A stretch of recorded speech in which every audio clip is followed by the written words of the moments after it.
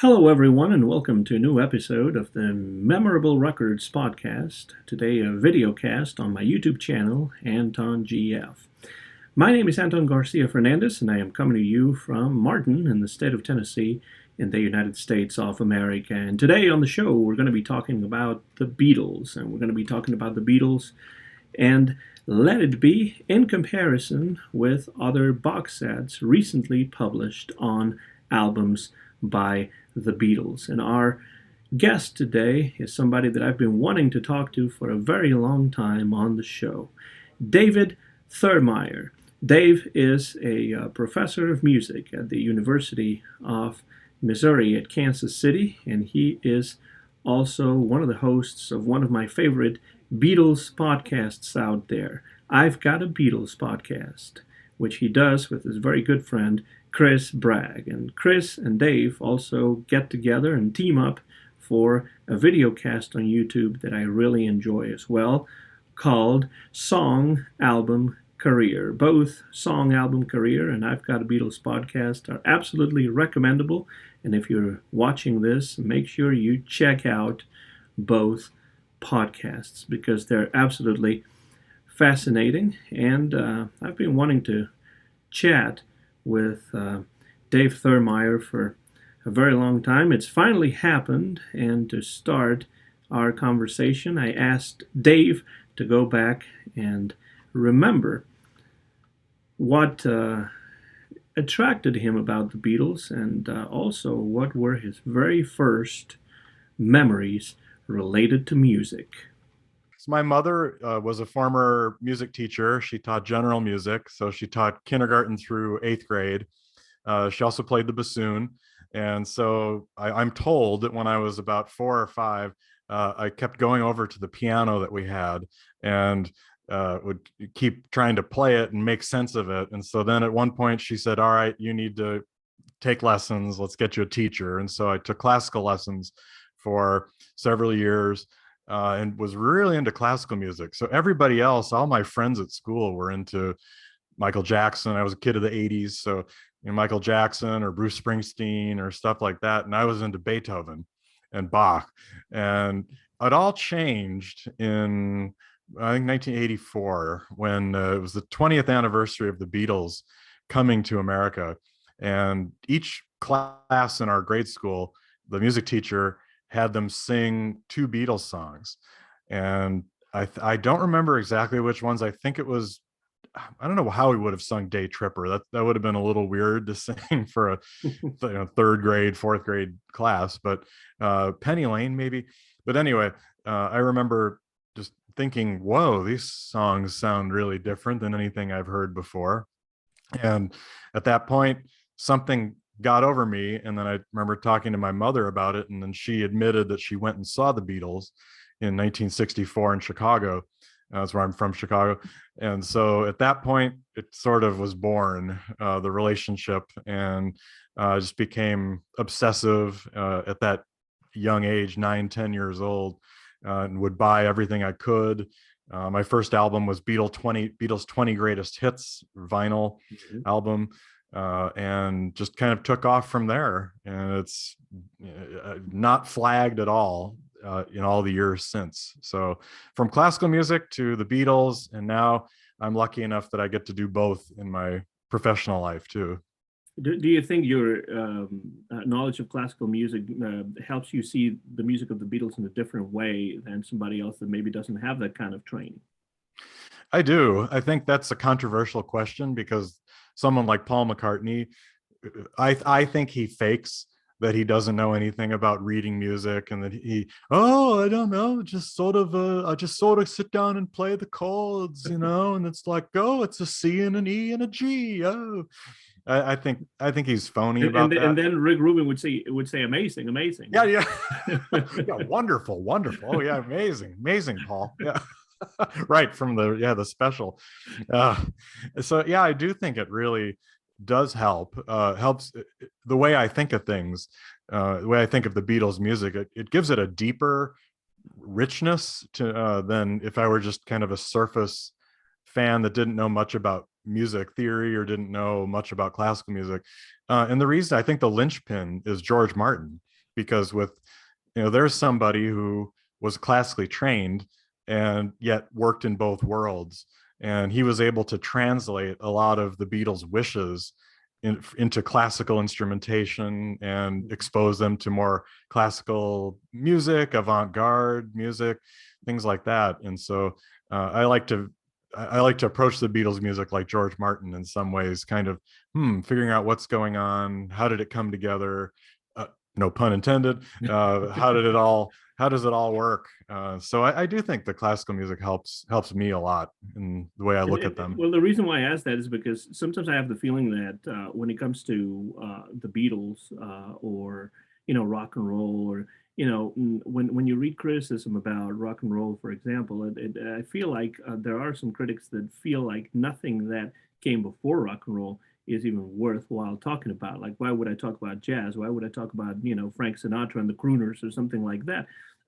However, I feel like in your case, you kind of bypass that kind of idea, in the sense that you do have more formal training in music than somebody like myself, who just knows what he likes or what he doesn't like, but not necessarily why theoretically he likes it or not.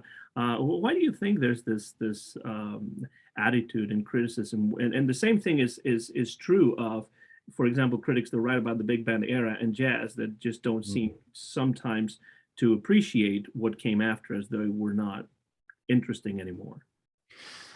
A really interesting question. I think some of it is there's an attitude, the rebelliousness of rock and roll. You don't want to show like you don't want to be too brainy or too nerdy. You got to play from the heart, and you've got this innocence of rock and roll, and so I don't need to know what came before. All I need to know is what we're playing now and what my favorite albums are. And it's kind of an ahistorical viewpoint about music. And yet the funny thing is that the Beatles were not like that, because I'm writing an essay right now about Paul McCartney and his pastiches and his the songs that John Lennon called granny music, like Honey Pie or When I'm 64, things like that. Your Mother Should Know. Yeah, Your Mother Should Know. Absolutely. Yeah, it's another one. Yep. And those were songs. Paul was very familiar with not the big band, but the popular song era, and through his father, through other friends. And so he never has made tried to cover that up. He always talks about his Tony Bennett or Frank Sinatra, or singing Till There Was You, things like that. That's always been a part of his life. And I think the most interesting musicians are those who can have a good balance between knowing the past and using the past and transforming it into something in the present.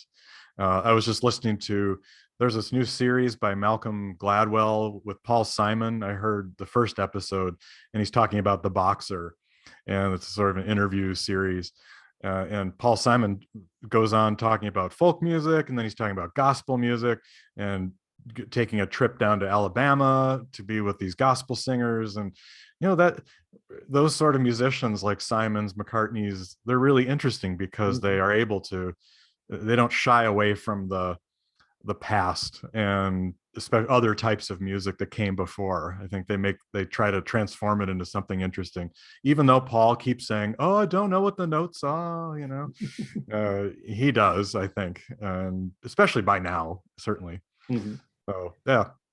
Well, I just think that one of the things that sets the Beatles apart from other groups, and also figures like Elvis Presley or Buddy Holly apart from other singers that are contemporaries of theirs, is precisely the fact that they are amalgamating in many ways different kinds of music. Like Elvis Presley was not just an R&B singer, but he added the gospel, the country music, even the pop influence of Dean Martin.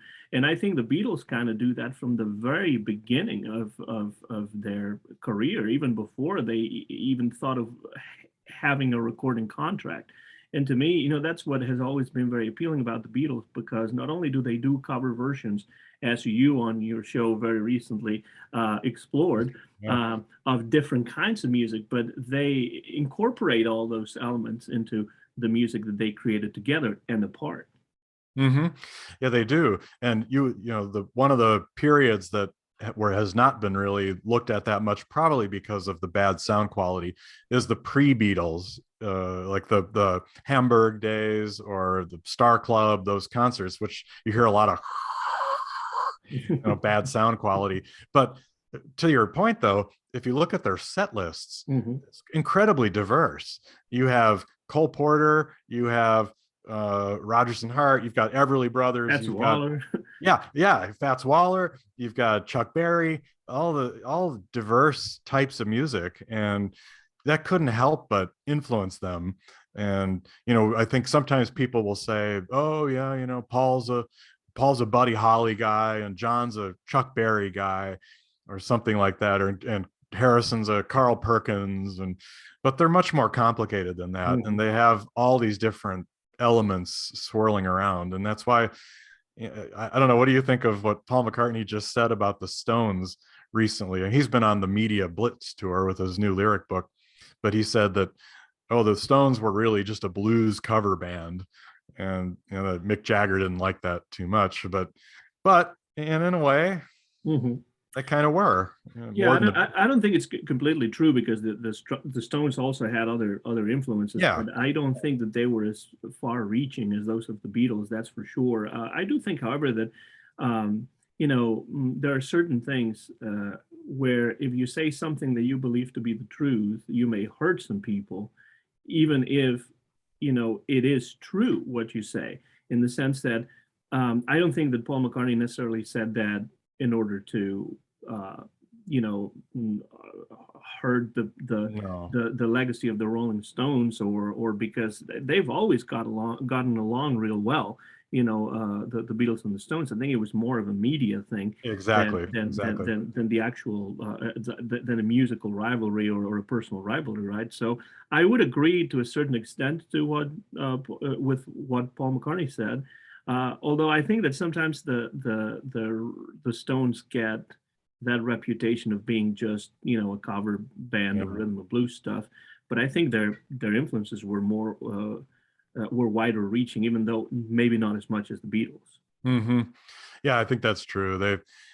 I had one, I guess, a couple of years ago, did a dive through the early Stones albums and found them more interesting than I thought I would. Because you're a Beatles or a Stones person, I think, and where we stand probably. Well, I certainly do, and I know I have a feeling you do as well. Yeah, Yeah, absolutely. and but there's still some things to value, and they jam better than the Beatles ever could, and they groove better than the Beatles live. Certainly, the Beatles couldn't hear themselves, couldn't even. I think they were a great band, as John Lennon said. They were a great band, but you couldn't hear the music. Mhm. It was kind of, they were just looking at the spectacle, but they were really a good tight band in Hamburg and in their earlier days. So And it's too bad that we don't have more I uh, know. examples of their sound that actually sound good, because I've always wanted, my wish has always been to go back to those days and actually experience what that must have been like, because the Yeah. Beatles in Hamburg must have been really good, Oh even yeah. though there's no oral evidence of that, or at least not too much of it. Hmm. Yeah, I bet, because something when and I find when I teach my Beatles classes is they think the students see the Beatles finished. They see them as a finished product, and they don't realize how hard they had to work as young men, making it in Hamburg, playing in these awful clubs and sleeping on flags, and having, what do you say? Ringo said he slept on a Union Jack, and these awful situations that they worked hard and Mhm. soaked up as much music as they could, hung out with musicians, figured out what it took. And so those early days, there's a rawness and a hunger that you don't see in the finished product. I think it's like that for every famous person had to get somewhere they had to have some rough spots to get to where they were before you know them as whoever, famous group, famous actor, Mm-hmm. famous actress, something. So, but that early period I think is really interesting, and that's why it's interesting that in the Let It Be Get Back stuff that's out now, a lot of that early stuff started coming back in Mm-hmm. some ways.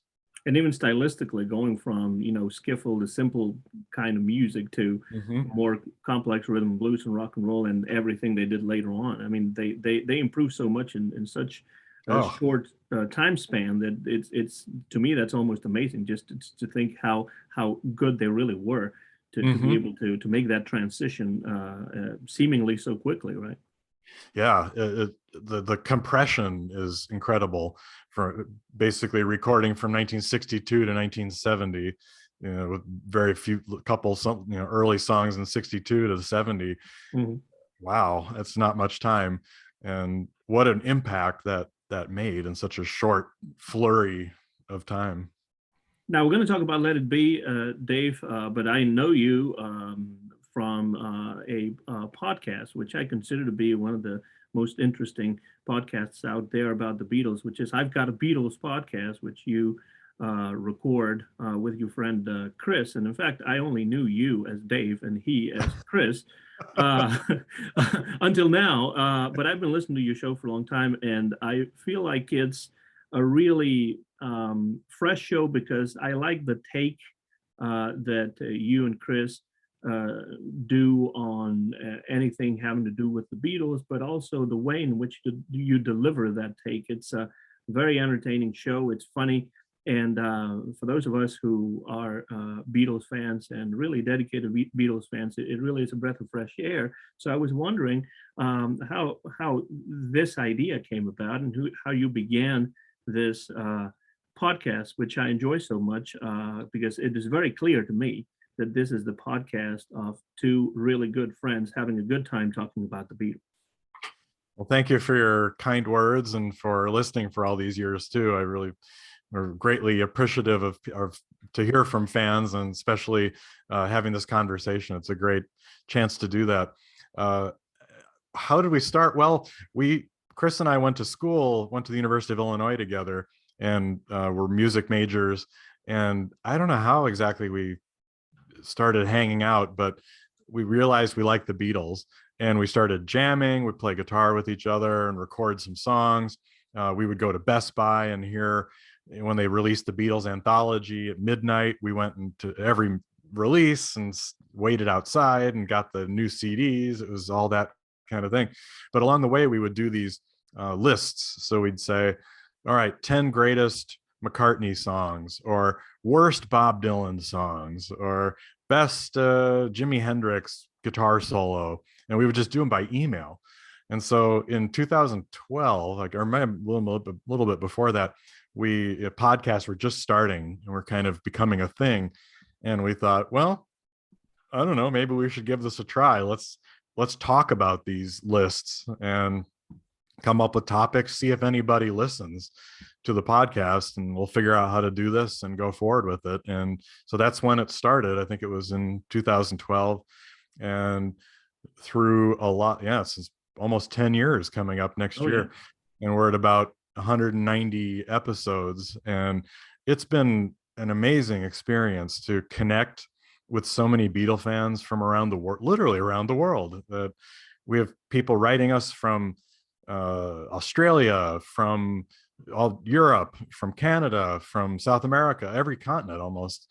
And it's just like what a thrill and a honor that people listen to us that way. And we've tried all this time to keep it light and keep it fun, because there are a lot of shows that do the hardcore serious analysis. But Chris is a comedian, and he writes for improv groups and has studied comedy, and so I've just always found him to be a funny guy.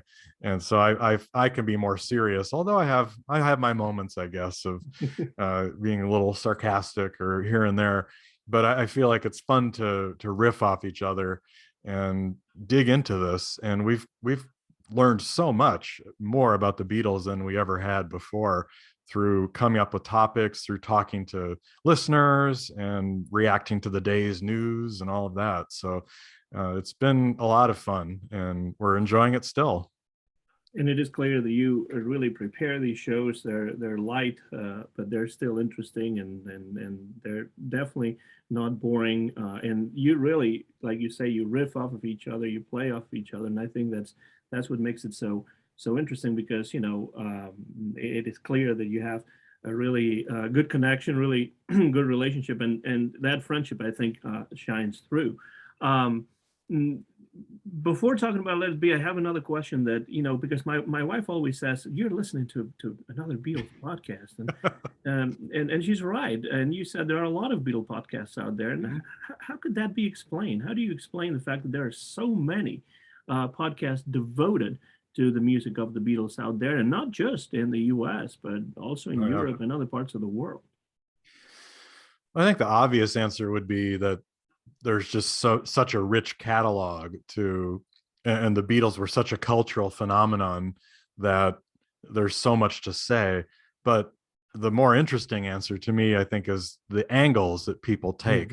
And we've got podcasts dedicated to the solo Beatles. We have podcasts, and literally the solo, the four of them, as well as solo Paul McCartney or solo John Lennon. We have talking about writings, talking about there's a whole podcast about recordings and the technology they used in the studio, and how did they get that particular sound or this effect or that effect. And there's just so many different angles that you could come approach the Beatles from. And our podcast has been more of a free, like we sort of cover everything.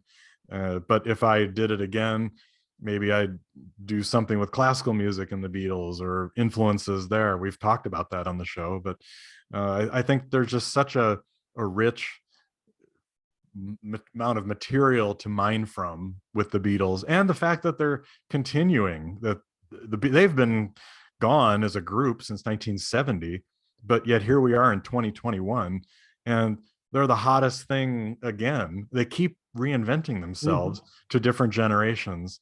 And how many other groups are going to sell as many Disney Plus subscriptions as the Beatles are going to in the next week here, as we come up on the Get Back special? Even if it's just for a month, but yeah, which I did. I signed up for the month trial, and then I'll probably cancel it. But there's just such a huge amount of material to talk about, and they're endlessly fascinating, I think, to people of all backgrounds and all persuasions. You don't have to be a trained musician to appreciate their music and their style, their culture, their historical impact, their personalities, their humor. I mean, endless list. So, well, and the idea of the podcast itself is really interesting, because I feel like that kind of content is basically gone from commercial radio and from commercial television. Interviews and conversations with interesting people are not what sells these days on network television or cable television, or definitely not on the radio either. And so I think the podcast kind of comes to fill this kind of void, where you could be talking about the Beatles, but you could be talking about basically anything, politics and movies and literature, whatever it is. There's always going to be somebody that, if the product is good, like I think I've Got a Beatles podcast is good, then people are going to be drawn to it.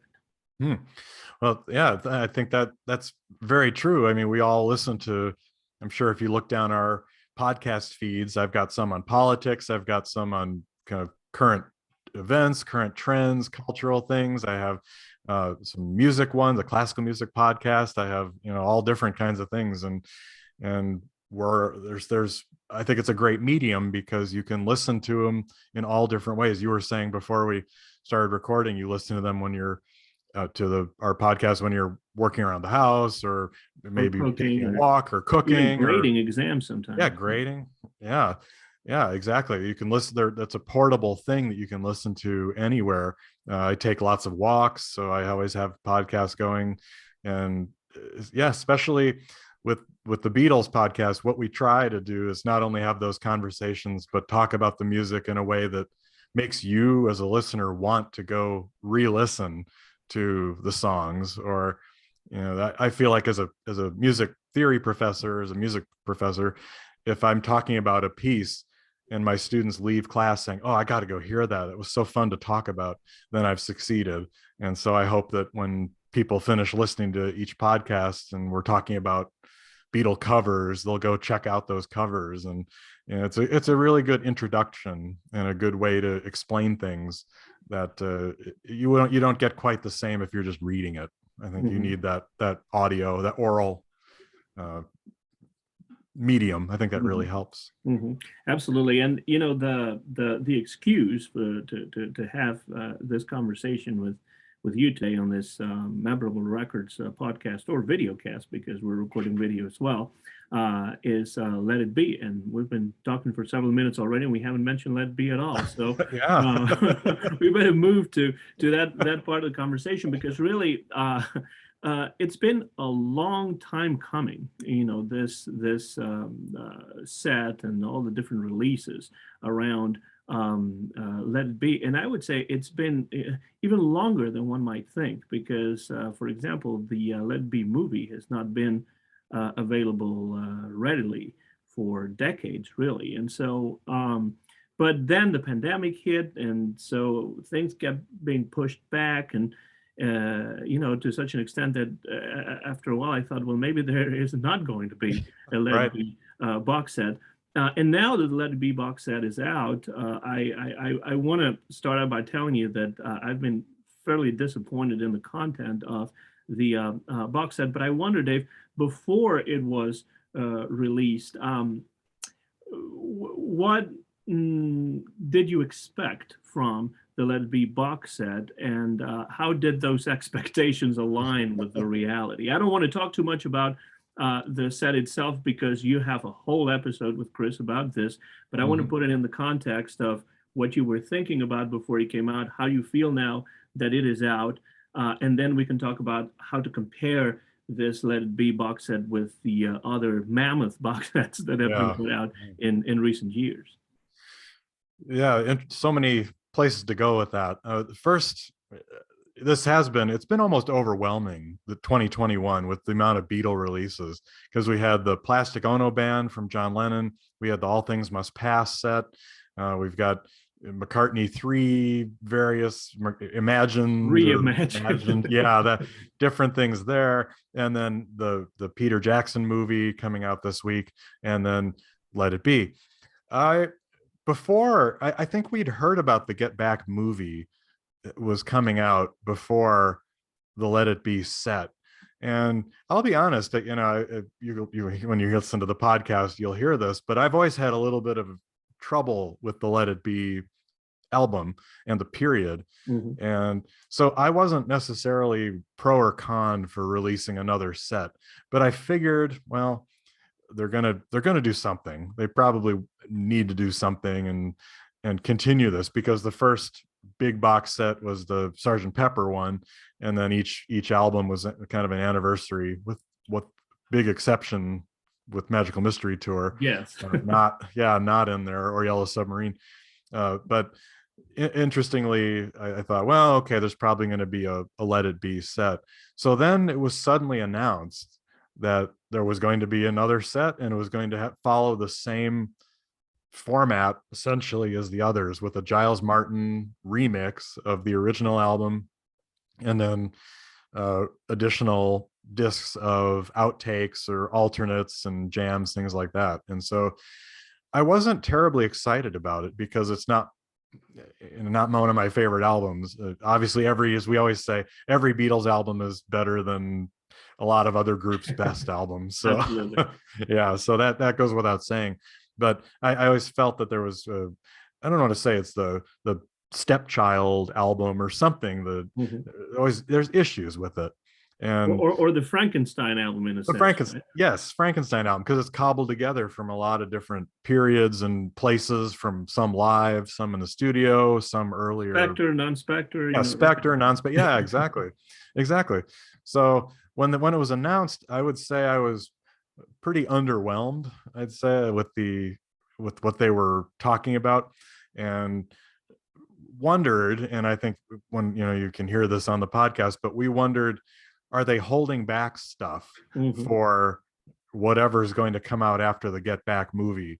We're figuring there's probably going to be some kind of soundtrack to that. But I would say I did not jump to pre-order Let It Be. In fact, I haven't bought it.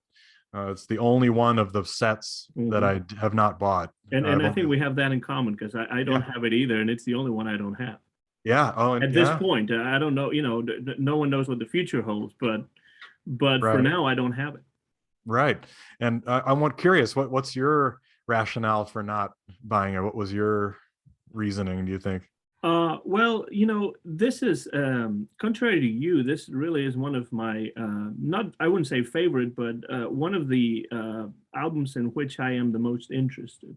Oh, Because I like the idea, the idea of the Beatles getting together and rehearsing and all of it being taped. I often wish that that had been done with the White Album, or that it had been mhm. done with Sergeant Pepper, and that probably would have changed the project Oh, yeah. completely. But this idea of the Beatles getting together in a place and jamming, going back to doing songs from the early years of the Quarrymen, things like "I Lost My Little Girl," and Hmm. going back to Maggie May, and One some of those after early songs, 909. "Fancy Me Chances" with you, Yeah. and that kind of Yeah. thing. That is a great idea, and I think it also, I've also liked the idea of, since we don't really have recordings from those years, from the late 50s, early 60s, seeing the Beatles go back, and doing Ain't She Sweet and some of those Mhm. early songs that they used to do. I think it's, even though sometimes they're just snippets of the songs, it's just an idea that I've always been drawn to. And then I have a ton of different bootlegs Yes. Yes. of those years. But of course, the sound is not always great, and they're kind of pieced together in a sort of Frankenstein again sort of Yeah. way. And so I was kind of excited when I first heard that they were going to put something out. Just like, um, I was excited when the BBC sessions came out years ago, Oh, back in those were the so early good. 90s.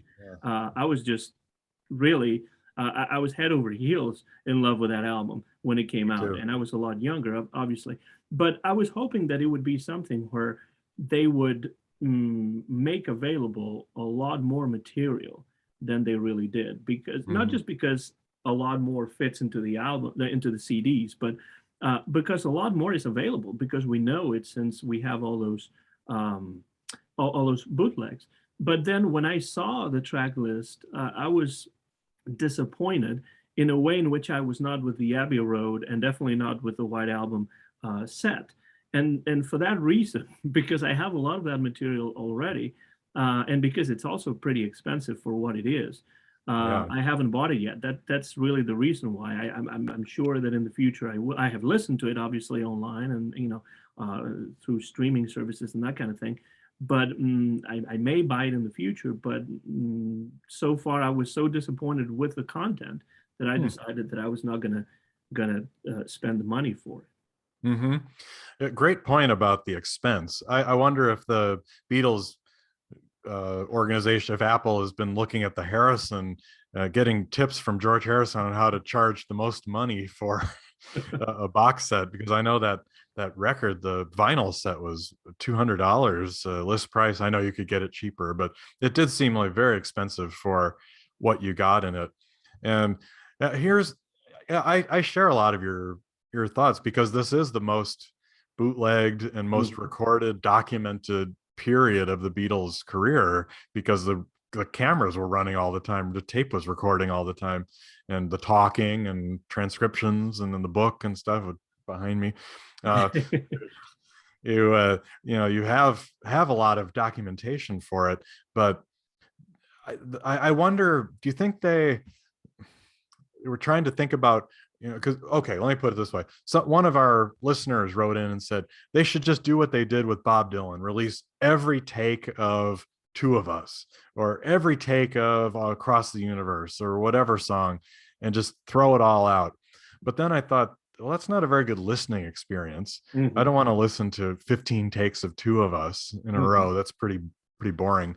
So I wonder if they were trying to think of what the maybe balancing the casual fan with us, Mm-hmm. and trying to Mm-hmm. find a listening experience, and then that's going to disappoint. I don't know. Do you think maybe that's a reason? I think that probably is the reason, but I think they did it in such a skimpy sort of way that I don't think that they pleased some of the more serious fans in that way. Those more serious fans, as we know, already probably have the bootlegs 20 times over. Right.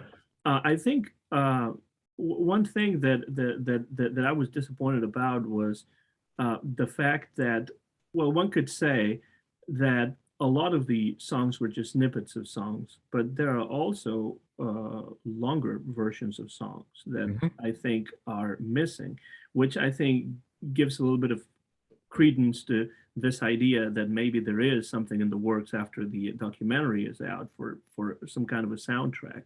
But I do think that this is just not. It's not just that it's not value for the money. It's just that I feel like a lot more could have been included without giving you absolutely all the takes of two of us. Because let's Mm. face it, I mean, I don't mind hearing 20 different versions of John Coltrane doing Greensleeves, because every time is True. going to be quite different, in many cases.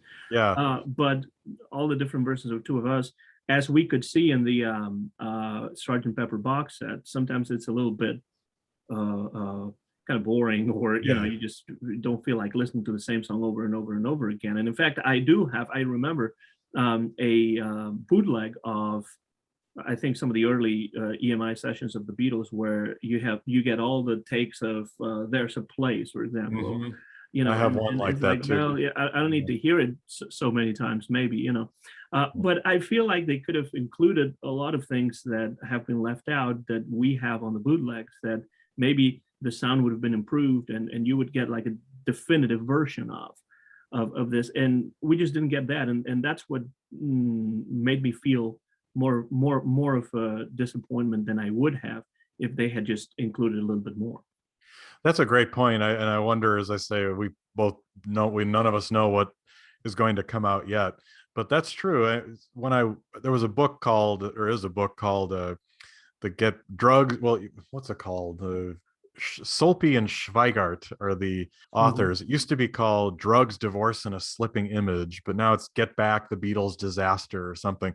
But they transcribed, kind of told what happened on each take, Mm-hmm. and the amount of music that they recorded, even if they were snippets, Mm-hmm. is fascinating. So you have them, George was fascinated with the band, so you have him playing The Weight, or some stuff from music from Big Pink, and he was really into Mm-hmm. Dylan, so a lot Mm-hmm. of Dylan stuff. You have Paul playing things on the piano, you have John playing some old rock songs, and then some things that would become Jealous Guy, from which was also in the White Album sessions, and sort of these songs that just kept percolating, sitting around. Give Me And Some Truth, evolving, which, yeah. yeah, evolving, yeah, which they did release the little snippet of Give Me Some Truth on this set. But I think that to me is more interesting than just another alternative Dig a Pony, or Yes, something like and that. I think that's precisely what I didn't like, and I do have it. I did buy the two CD set. I feel Mhm. like the outtake disc of that two CD set was concentrating maybe a little too much on just new takes or different takes, which are not really that different at the end of the day from Right. the original album, where maybe they could have included some others. But I guess they want people to buy the bigger, more expensive set. One thing that I've always found interesting about the Get Back Let It Be sessions is that it's not just, like you said, going back to the roots of the Beatles, but like you said, it also shows what the Beatles were listening to at the time, and also kind of give you an idea of in what direction their solo careers were going to be going. And that is very interesting, because we tend to think of the Let It Be sessions or Get Back sessions as this is the end of the Beatles. But in Yeah. reality, there was no sense of that, I would think, at the time when they got together at Twickenham and then at Apple for doing these recording sessions. It was just another project for them. I don't think there was any sense that this is it, guys. We're just going to move along. No, no, and that's why, for that reason, I've always thought of Let It Be and Abbey Road as really part A and part B Mhm. of the same sessions, although quite a bit different and much more polished by the time they were in Apple Studios and Abbey Road and doing their own thing for that album. But a lot of those songs and the directions, you could see where they were going in the sitting around, just goofing around and twicking them, and then to Apple. And it gives us a lot of clues as to what was in their heads and what they were listening to. I think they talk in some of the bootlegs. I remember they're talking about, oh, this is what, oh, did you see what the Stones were playing, or Yeah. what or Clapton was doing, or what's this group out there now, or they're talking about current events and current music. And to me, that's a fascinating glimpse into what their futures were going to be. And it'll be interesting to see how Peter Jackson frames this. I know there's a lot of Beatle fans who are very worried that this is going to be a whitewashing the past, and it's just going to show, oh, good times and all of that, when we know it was really a mixed package. Yeah, and that's why I'm not that worried about that, because I feel like there's this idea that that we're living in a revisionist time. Right. This may be true in many cases, culturally and politically and everything, but I feel like in the case of the Beatles and Let It Be, I'm not as worried about that, because I feel like both things are true. There were moments of very big difficulties and discussions that were difficult and complicated for the Beatles, but there were also moments when they were having a good time. So I feel like there is sort of like a middle of the road sort of approach that could be taken to show that even though it's not the end of the Beatles, because they recorded a whole new album after that, and actually critically acclaimed as well. But there were also moments when they were having a great time. There were moments when they were having fights or at least difficult discussions and disagreements. But what band doesn't have disagreements, especially one as big and as popular as the Beatles were in such a short period of time? So I'm not really that. I don't know if you are worried about what Peter Jackson is going to do, or if you just trust that it'll be just another view. That's because in the end, the Let It Be movie was Lindsay Hogg's version of what he saw, and now this is going to be Peter Jackson's version of what he didn't see because he wasn't there, but with the benefit of the passage of time. Right. I think what's different is that we know the Beatles had fights and had some rough times during the White Album and during every album, because like you say, you're with the same four people, you're going to be fighting and have some disagreements. The only difference is they weren't being filmed the entire time at 10 in the morning when rock musicians don't get up and aren't really on their best behavior. They're a little grumpy and tired. Well, they're going to the office, right? Yeah, it's like going to, then they talked about that. Oh, time to punch the clock and going into the office. So what's different is that they're visible. And so we know, Ringo quit the band during the White Album. We know that he was gone for a week. But that wasn't filmed, so we don't have the video proof of it. So I'm not as worried as some people seem to be. That what I've seen or what I'm expecting is it's just going to be kind of a day by day of what happened, and then showing the clips and putting it together in a visually interesting and compelling way. But for the album itself, I wonder how much of its reputation is because of the way when it came out, and it was sort of a dull, dark time in the movies, and it just sort of kind of had and Phil Spector being involved with Paul McCartney not liking Phil Spector's work on that album. So it had a lot of bad feelings around it. And so maybe that's clouded what we think of it today. But I will say, listening to this box set, and I talked about this too, is that it did make me hear the album in a better way. I did like the remix of this one. I felt it was subtle but sharpened, and some of the songs were really improved, I thought. So it was a positive. And I'm not a Phil Spector hater. I actually like a lot of the things Phil Spector did. So in that sense, I think it's worth that part of it. And if I would buy the set, it would be because I want the book. That's the one thing I missed, is not having that. It looked like a nice book, but yeah, we'll see. It might be for sale on used copies sometime. That's what I'm hoping. Yeah, Hopefully, we'll be able to snatch one of those when they come up, if they come up. yeah, I mean, I can live without the set, and I can live without the book, but it definitely would be a good addition if yeah. we can have it. But again, it's not necessarily because of the musical content. I have my qualms about the choices and what they decided to include and what they decided to leave out. And if there is a soundtrack, then I'll be all for that, Hmm. because it would be more along the lines of what I wish they had done with the set. But this is a little bit like when you talk about what the roster of your favorite baseball team. You always think I would put this guy as the fourth batter, and then he's not. So everyone has their own opinions about certain Yeah. things like this. So I try not to take it too seriously. But if you ask me the reason why I didn't buy it, that's the reason why. And this takes me to the other sets, because it's clear that both you and I share that we have been fairly disappointed in this set. But how does this set, from your point of view, Dave, compare with the others that came before? Sergeant Pepper first, and then there was the White Album, and then Abbey Road. How would you compare this set? How do you feel about the idea itself of revisiting these albums in such a big way? Hmm. Well, I think it was pretty exciting when the Sergeant Pepper set came out. That kind of set the mark high. It had the poster, it had all the original stuff in it. It was a lot of stuff on the CDs. It had that nice scratchy cover. Uh, it had the great book. I've still not read all the essays in the book. I have it, but haven't gotten it. So I think that set the bar pretty high. And then I was even more impressed. I think the best one to me is the White Album set.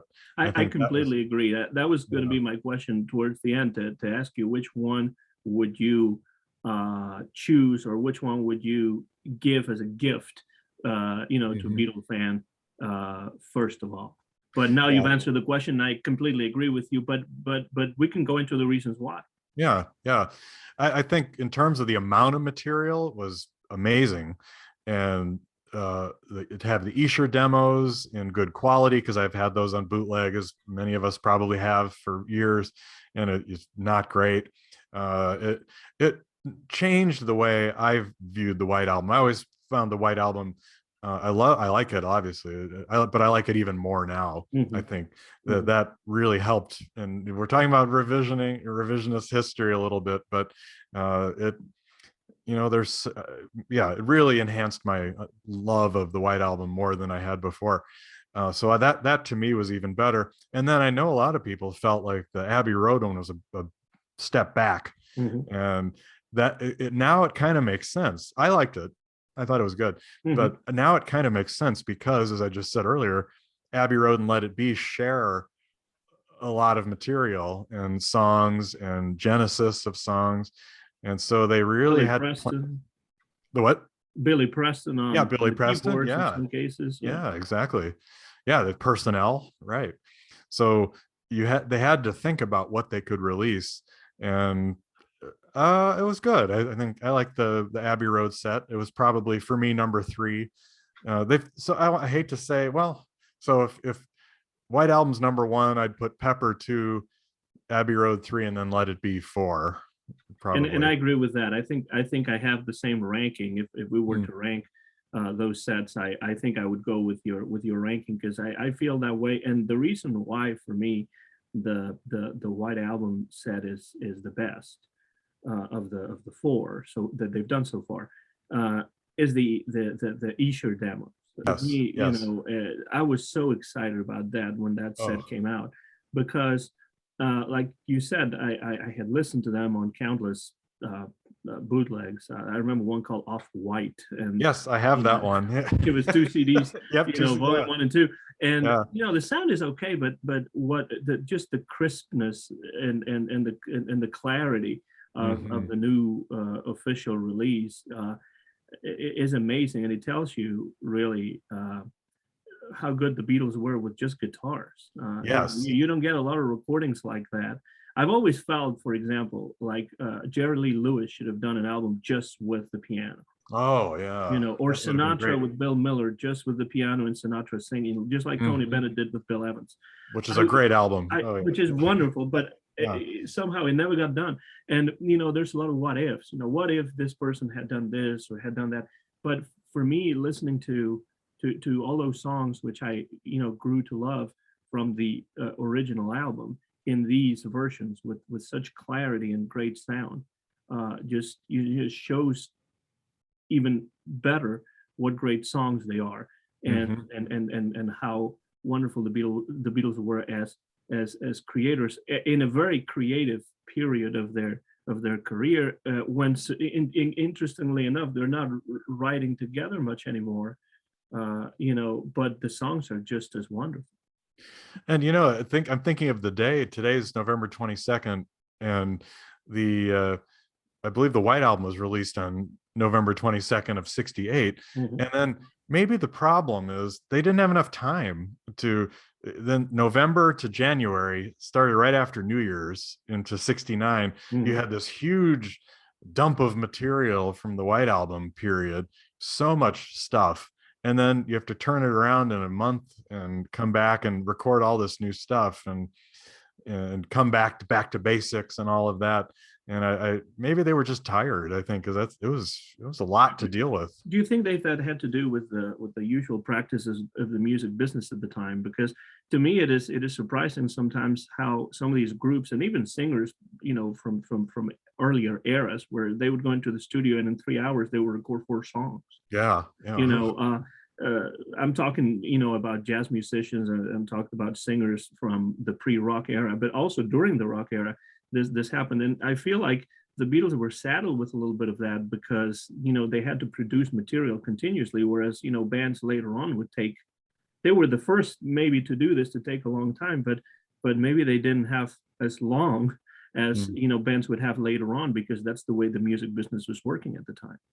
Yeah, I think there's a lot of truth to that, because even though they weren't touring, people were still expecting material from them, expecting singles, and also by that point Brian Epstein wasn't around, so they were trying to start their new company and get make sure there's some good hits and get on the map with Apple. And so you have to churn out product, and I think they were just tired. You can only produce so much in such a short time without a lot of new experiences in between. Think about what you had between Pepper and the White Album. You had all the India trip, going to India and having a completely mind-blowing new experience to draw from and to write all these songs there.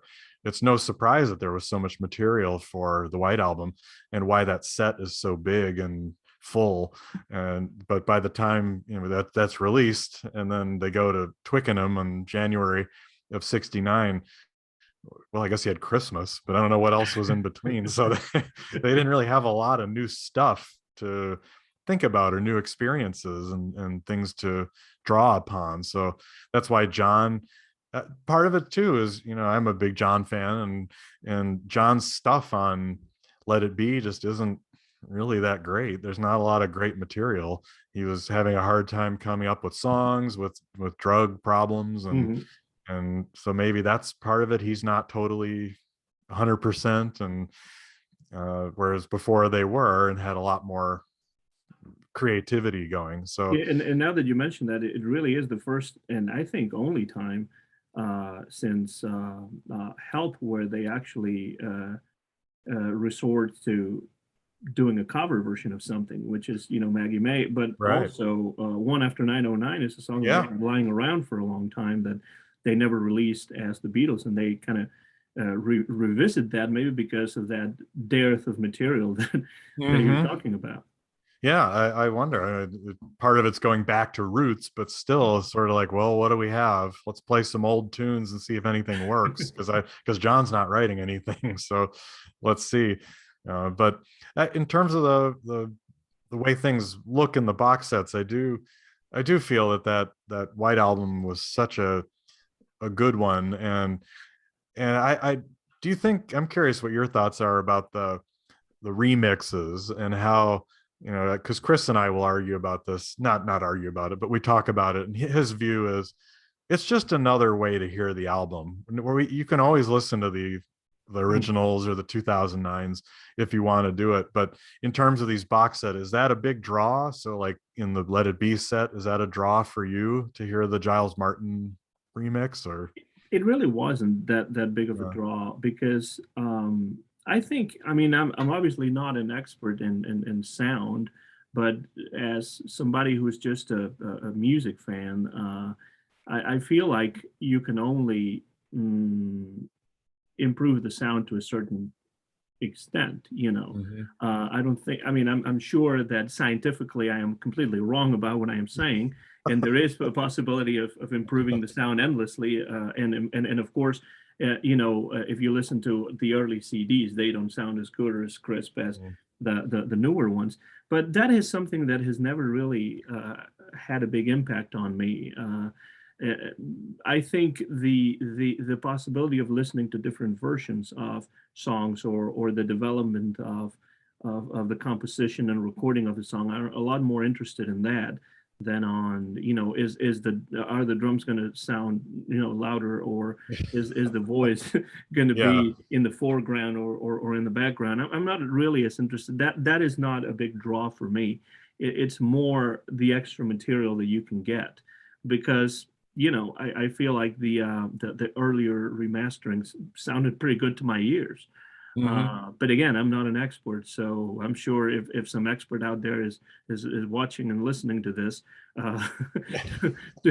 do not hate me for it. It's just the view of somebody that doesn't really know as much about sound. But that is precisely what I was saying before. If they had included more material, then I would be more drawn to it than giving me a, what do they call it, an Atmos version. And I don't have that sort of setup in my house.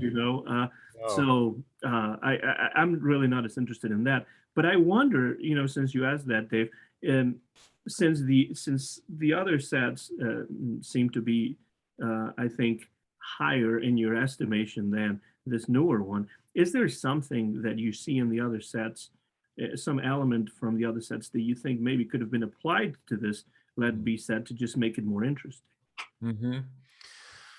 Well, one of the things is I'm not a big fan of the EP on the Let It Be set with the four songs on there. I think it's trying to be a novelty, maybe trying to do something kind of cute. But Ringo's doing it with new songs. I know. And we know how those are.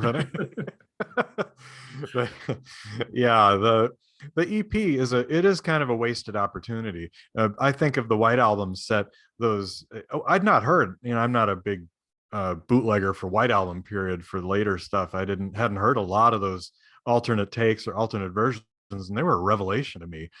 Some of these extended versions, and it was very, very, I don't know, eye-opening to me.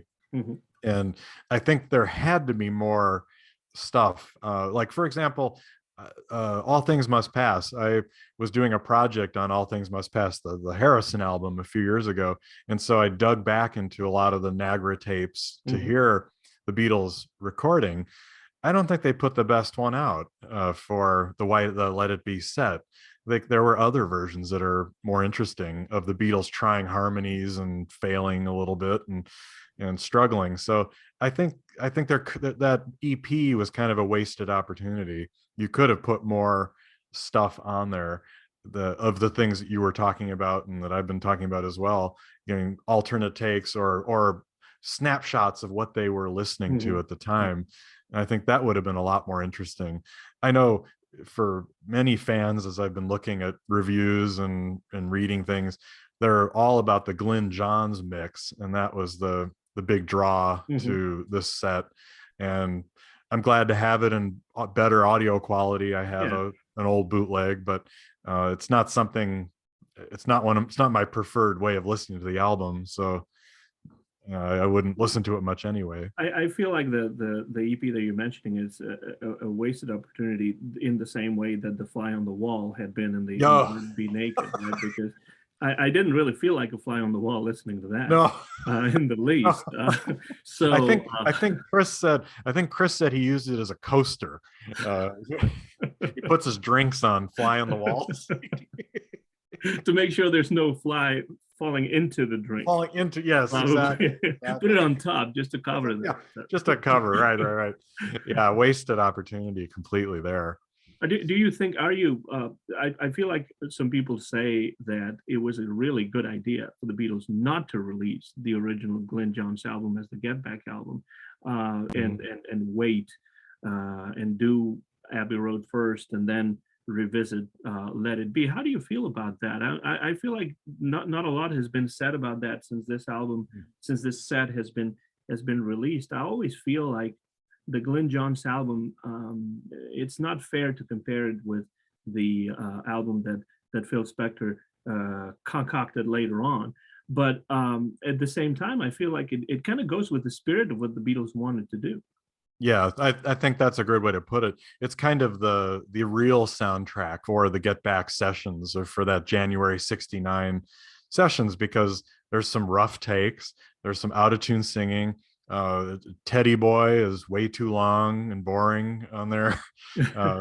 It's unpolished and rough, but that's what they were ostensibly going for with what they said at the time. Whereas the Phil Spector version is a slicker finished product of what they had originally. So that's why it's interesting historically, and I think it could almost be the soundtrack to the movie Let It Be, in its original state, because it has a lot of that stuff in it. But it's not as great a listening experience as the Let It Be Phil Spector version. And I'm glad we have them both now to compare. And there are some versions of things on the Glenn Johns that I do like a little bit more even. I like both versions of Long and Winding Road. I like the Spector version. I like the Glenn Johns without the strings, and I think they're both nice. So I don't have a problem with that. Don't Let Me Down sounds great on the Glenn Johns. So there's I think "Don't Let Me Down" is a song that belongs on that album. And yes, I feel like it's too bad that it was actually taken off the album in the final version, in the commercial version that we've come to know, the Spectre, because I feel like that's a song that goes really well with the rest of them. And it would have been yet another Lennon song, since he has not contributed a lot to that album. There are times I forget that Don't Let Me Down is not on the Let It Be album because it's so much part of that period, and because it's on the Glenn Johns version. I keep thinking someone will say, well, that's not on the album. Oh yeah, that's right. It's not. It's a single. Yeah, that's right. But it is much in that. It's part of those sessions that you hear a lot of rehearsals of Don't Let Me Down, and would have given John a little bit more, because if you think, what do you have on the Let It Be album that's John? You have Dig a Pony. You've got Across the Universe, which is an older song. You have Dig It, which is just a short excerpt of it. Yeah, Jam. And then you have his of course his solo contribution on For You Blue. Yes, yeah. And he starts out by saying, "I dig a pygmy." So we've passed the audition and that kind of thing. But really, it's not, the contribution is not so much his own compositions. I think you're right. He was not writing as much at the time, and I think it shows. Yeah, definitely. So George's songs, I don't know, they seem like there's a case where I Me Mine, I'm glad Spector did what he did. I think it needed a lot more and to be lengthened and all of that.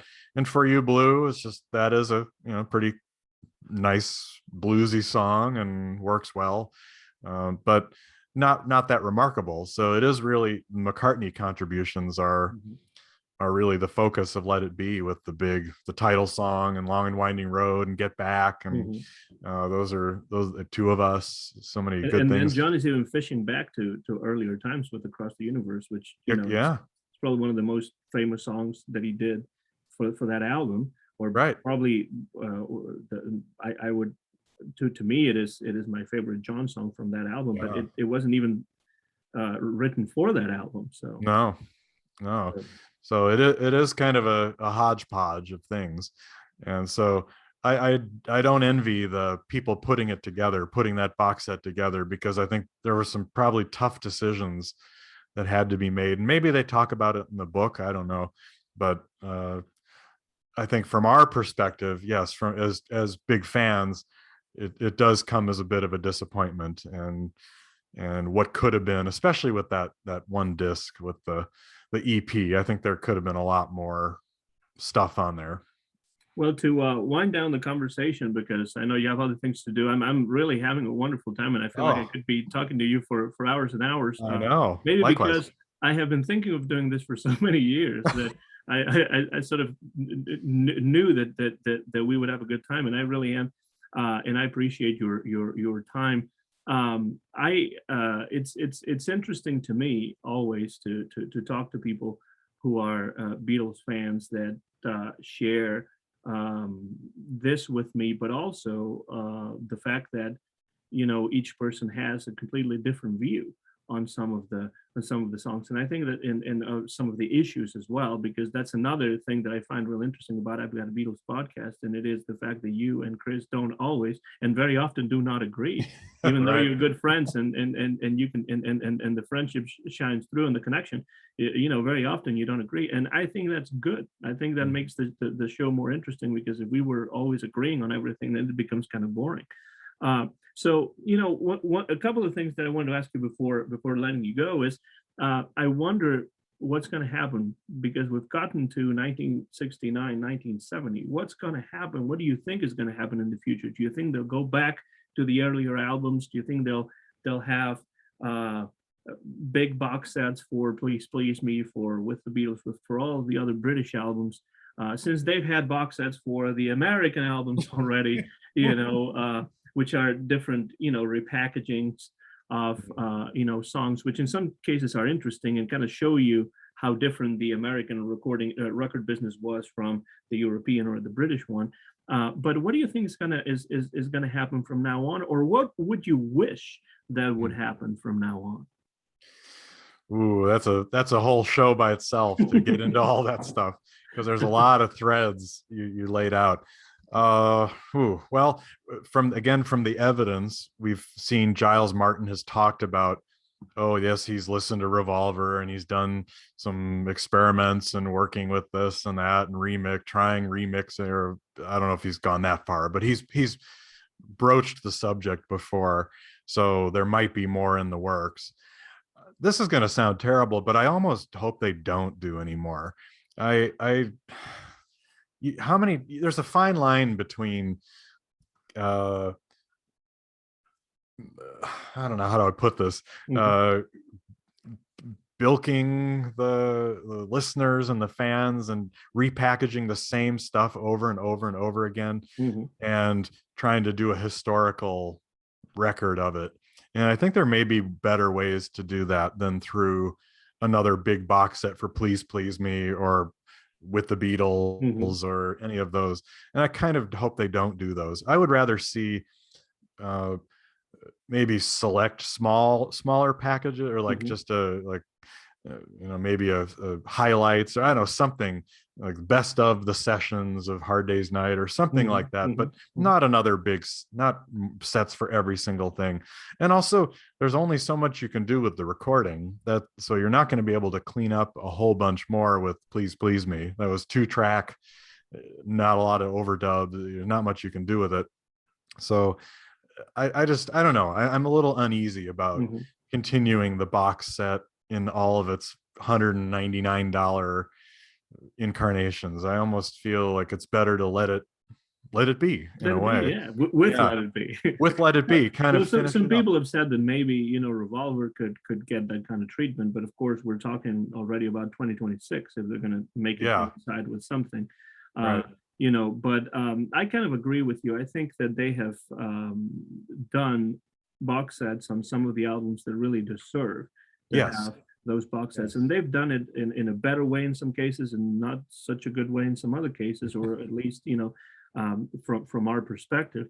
But I'm really hoping that they will not do this with some of the earlier albums, because I don't know how far you can go with those. Yeah. However, there is something that I have always wished that they would do, and I'm not even sure if it is possible to do this or not. But cleaning up those tapes from the Star Club, if that were technically possible, that would Hmm. be something that I would be really interested in, because I know that the Tony Sheridan tapes have been reissued countless times. Even Bear Family over in Germany did a very good box set with a book and Hmm. different versions of some of the songs and that kind of thing. So I'm not as interested in that. But if there were a possibility that technologically in the future, those King Size Taylor tapes from the Star Club could really be issued officially and with better sound, that would be something that I would be interested in. I don't know how you feel about that, or if there's anything that you wish, Dave, that we could add to our collection from an official perspective. I would go for that too, and I would almost put the complete Decca sessions on there too. Kind of call it, well, the early Beatles already been used, but something along those lines, like the early Beatles development there, showing that Decca session, because there's still a couple songs that are not on the anthology. I mean, we know what they are and we have them, but officially to have them out there and to kind of have that early period chronicled a little bit more. And I know, yeah, the stuff they can do now with sound is amazing. I just don't know if those tapes are just too far gone that they Mm-hmm. can't do much with them. But I agree with you, and I don't know why the Beatles have been so. It's like a hot potato. They won't touch those early tapes, Because and they're not on the anthology, and the anthology no, has some pretty bad sounding stuff in oof, there. I know, you I know, know. which I'm glad it is there, because it's part of the history. And if you really are a serious fan, you want to hear the Beatles doing "In Spite of All the Danger," which I think is a Mhm. really nice song for Yeah, for the period, or even some of those home recordings that they did with Stu, and those right. are nice. Again, I have them on bootlegs with terrible sound, and Mhm. on anthology the sound is not great, but it is better. And so that's the kind of thing that I'm hoping that maybe at some point they can do. But that could just be wishful thinking, because it doesn't look like those tapes have ever surfaced in anything um, close to official. No, no. And the only other thing I could think of would be I know we had the Ron Howard soundtrack to 8 Days a Week, but to have a really good Beatles live Mm-hmm. album from, there's the Munich show from '66 is really good. There are some really good, pretty complete shows that you could put The together. one from Sweden from '63 Yes, is really good. excellent. I mean, Yeah. I think I have a Yellow Dog release somewhere where that is Hmm. that is included, and it's remarkably good as far as the sound. I think some of the Yeah. ones in Japan too, right? Yes, the Beatles. Yeah, the Budokan shows. So I think you could have a really nice Beatles live collection that with cleaned up sound, because they did a pretty good job. Although I know there's been complaints. There are always complaints about everything. Yeah, of But course. It's like people my are like, students; oh, they always complain about something I do. So oh, that's what students do. I know. so Beatles fans are like my students in a way. Exactly, exactly. And so in that case, you have people, well, they didn't pick the best take of this or that, and there's always going to be complaints. But that, for personally, I would like a live, like a really good cleaned up live show with documentation, like the kind we get in Chuck Gunderson's books on the American tour, where you really have, Mhm, mhm. this is this is who, these are the other acts that were on the show, interviews with people, this is the set list, here's the recording, all that stuff. I'd geek out on something like that, the Would you be Budokan. interested in a complete BBC, just like that Great Dane release from Italy, or Yeah, would it be another case of too many versions of the same song?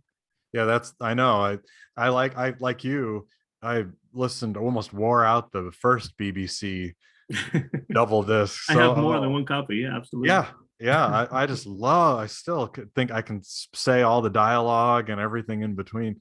And then the second one came out and it was not as interesting, but it was still good. So yeah, maybe but again, you run into that problem of, do I want to listen to 5 versions of I want to hold your hand or something. It's like, not really. I try to skip through them a lot. I don't want to hear the same thing. So I don't know. We'll see. Do you think they'll run out, or are they going to run out of stuff eventually? Or I think they will. I think yeah, for the Beatles, I think there's a limited amount of stuff that they can yeah. bring out. Whereas with Bob Dylan, with Bruce Springsteen, with Oh, some other musicians that have had long fruitful careers where lots of stuff has been recorded.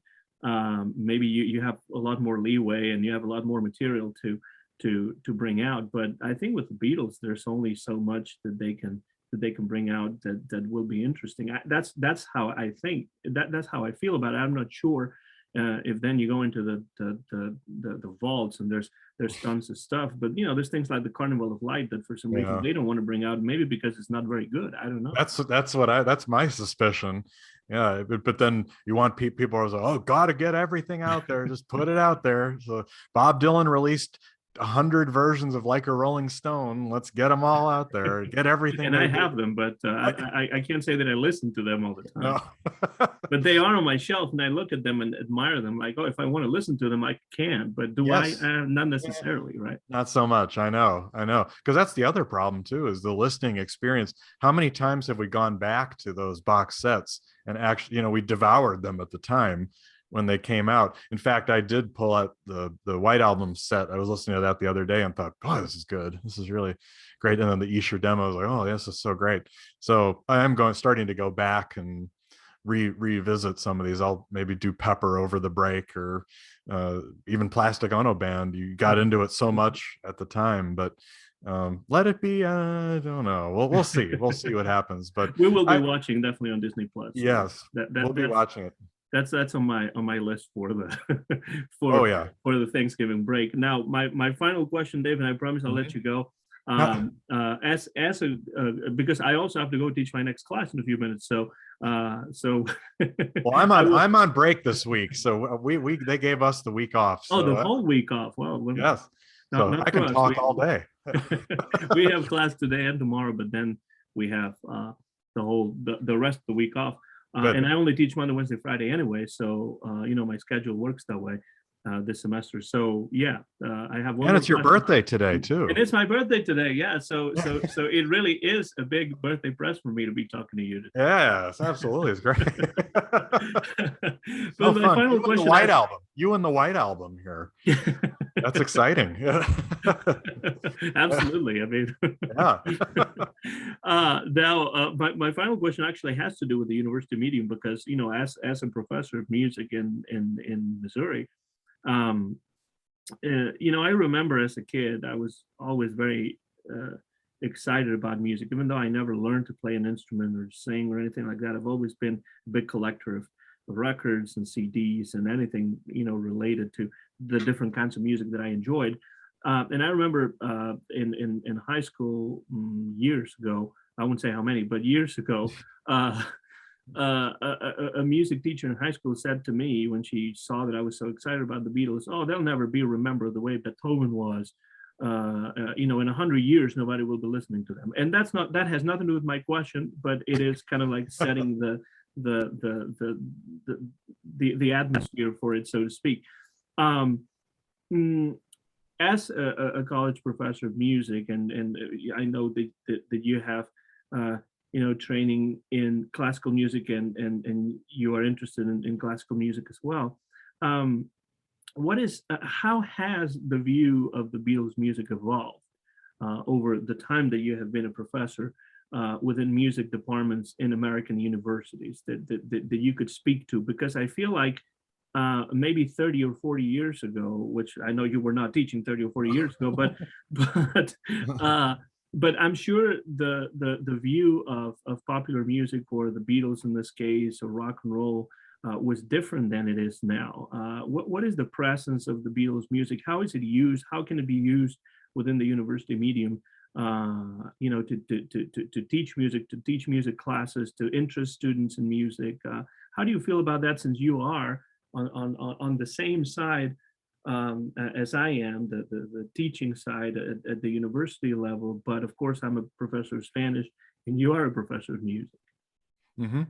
Well, you're absolutely right that the acceptance of, let's just say, popular music has taken a long time to happen in the academy, in music schools, until, I would say, until the mid 80s, or even a little bit later. If you said you wanted to be a Beatles scholar and that was going to be your area, you would get a lot of looks, Hmm. and people would say that's not serious music. You should be studying Chopin, you should be studying Brahms. This is serious music. We don't do pop music because it's ephemeral. It's just like your teacher said, it's not going to last, or it I'm won't be surprised she said remembered. 100 years. I thought she was going to say 10 or 20. I know. That's pretty good. She knew the Beatles had something. So, but that's, yeah. It's sort of it's been a slow rise of acceptance, and it was through a few particular people. Walter Everett, in my field of music theory, really put the Beatles on the map in the scholarly world because he's the first music theorist. There were others in the 70s, Wilfred Mellors and other people, but Walt really put them on the map and got two big books published with Oxford in 1998 and 2000, I think. So that it was kind of a turning point for the acceptance of Beatles music. And it's now a staple that a lot of universities will have a class in the Beatles music. I've taught one for many years. My first time I taught was when I used to teach at the University of Central Missouri, and I went in. I just asked somebody who'd been there a long time.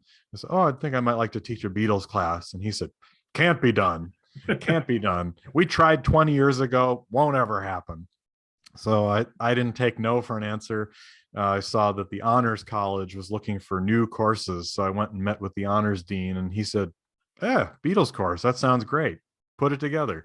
And so that's how it happened. Mm. And so now it's pretty common to have a popular music, rock music, Beatle class.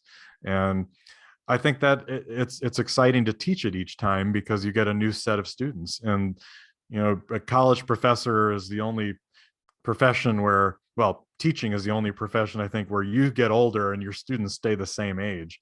And so you get to see how That's right.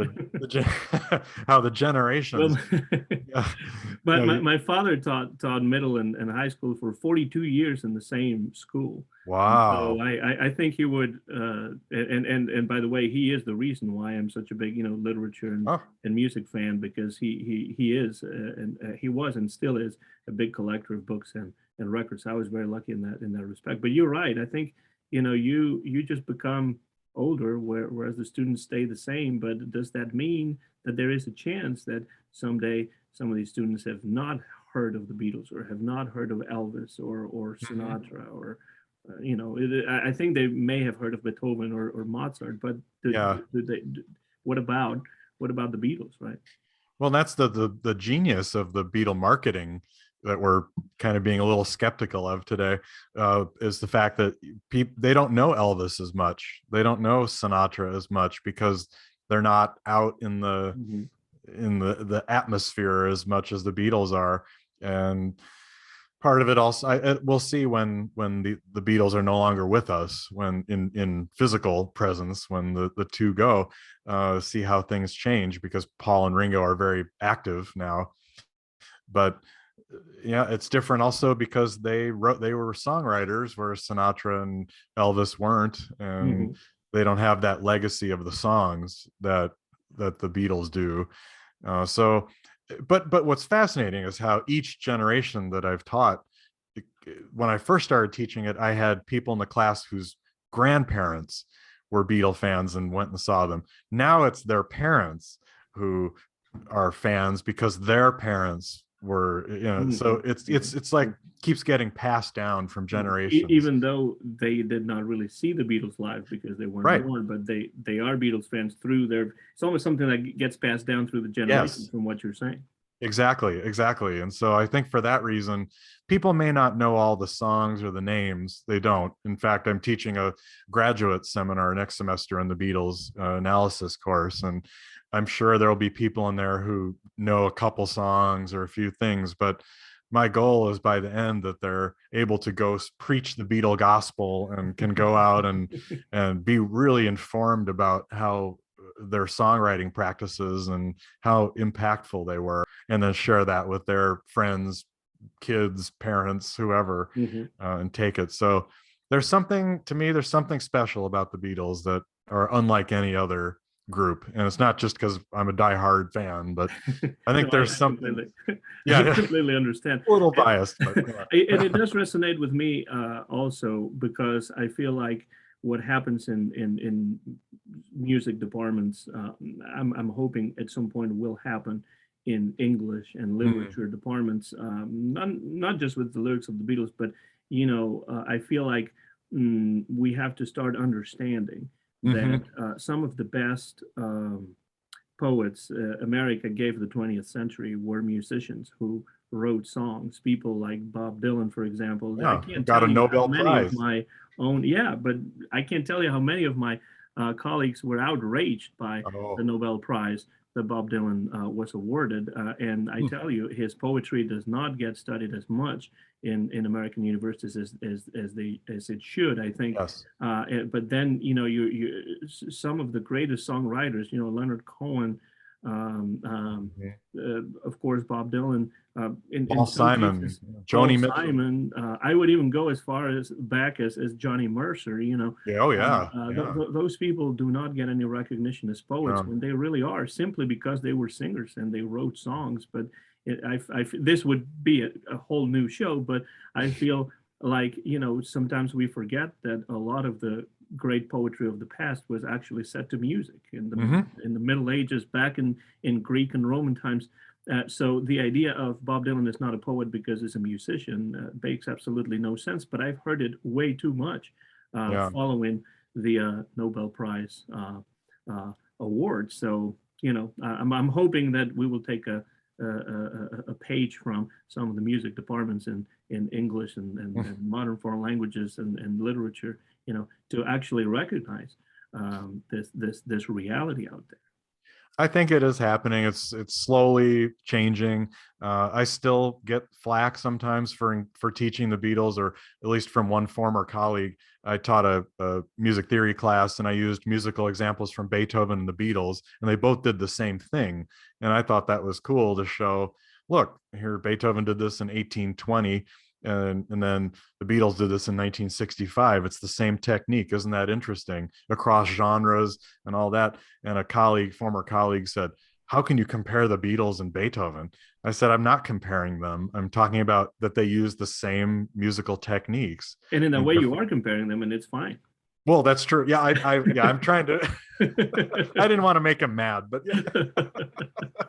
but exactly. I'm like, look, they both are using the same techniques, and I think that's pretty cool.